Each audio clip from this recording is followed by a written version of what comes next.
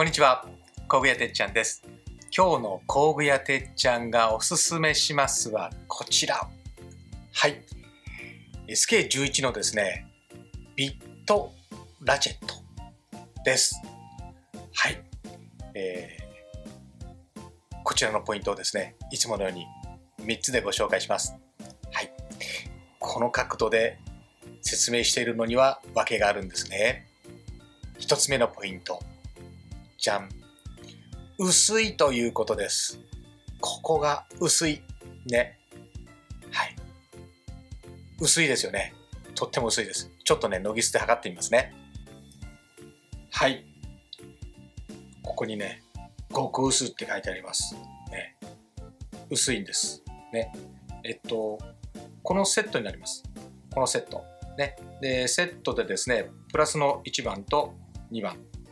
マイナスと、で、こちら1番、2番、3番とマイナスがあります。このね、付属のビット、これもですね、はい、19mm と薄い方です。ね、短い。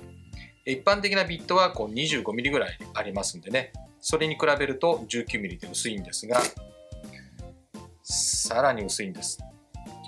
これね、薄いんでホルダーから取るのもこう一苦労なんですけども、よいしょ。はい。なくしてしまいそうですよね。これ薄いです。これ測りますと、12mm。ね。薄いです。それがここに入ってるわけです。ですから、はい。12mm です。ね。商品の台紙にはね、13mm って書いてあるんです。ね。でも、測ると 12mm なんですよね。はい。非常に短い、薄いということと、あともう一つ、ここのヘッドですね。ここのヘッドもですね、はい、14.3mm、ね、14.3mm とですね、非常にコンパクトになってます。ちょっとこの切り替えのレバーがあるんで、ここを入れると、もうちょっと 15mm ぐらいになりますけどね。はい。ポイント1つ目。薄い。とにかく薄い。そして、ヘッドがコンパクトということですね。はい。とにかく薄いビットラチェットです。ね。そしてポイント2つ目。はい。ラチェット機構。ね。ラチェット機構付き。ここまで薄いとですね、なかなかラチェット機構ないんですけど、ラチェット機構付きで、ここがね、出てます。ギアが出てますんで、指がかかります。ね。指がかかって、このように回すことができます。ポイント2つ目は、ラチェット式で、ね、早回しもできますよ、ということです。そして、ポイント3つ目ですね。このセット。ね。はい。このセットでも十分な方もいらっしゃるかもしれませんけども、六角、ヘクスも使いたい。ね。そんな方もいらっしゃるんじゃないでしょうか。ポイント3つ目。別売りで短いヘクスのセットもあります。ね。